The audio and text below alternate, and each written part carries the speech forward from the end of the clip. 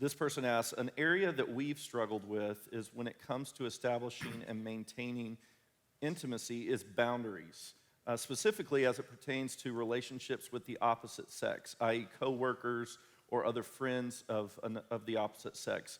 What parameters do you recommend for relationships with people of the other gender? Maybe you can just share some boundaries that you've put in place in your relationships.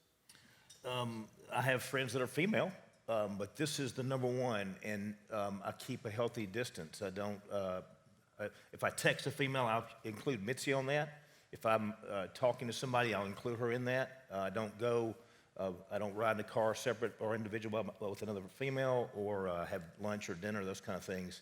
I just keep a healthy distance. And you can imagine as attractive I am, that's important. I mean, to protect, so. It's understandable. Candy, Robbie, what about you guys? Those stunning good looks, huh? I mean, golly.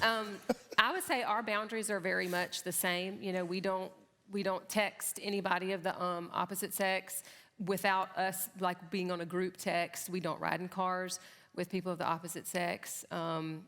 You know, alone, like maybe if there's a group, but really that's rare too. But we don't befriend old boyfriends and girlfriends on Facebook or Instagram or any of the other social media. I mean, there is just no reason to do that.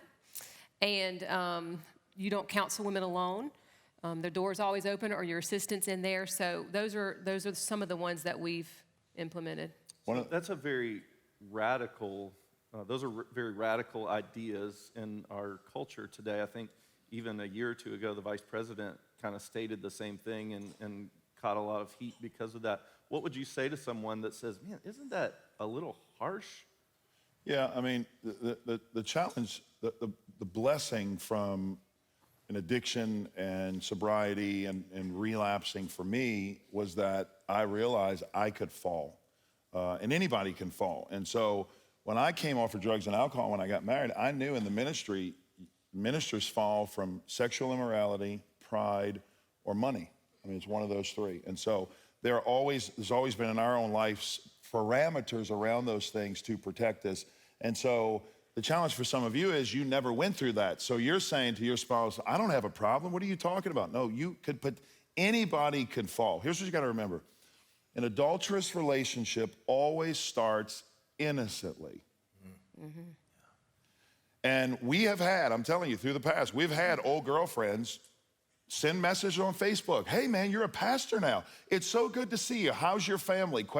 That seems innocent. I'm like, girl, you better back up. Better quit sending my husband messages. Yeah, well, and that's how we end it. But anyway, but seriously. Now, cool.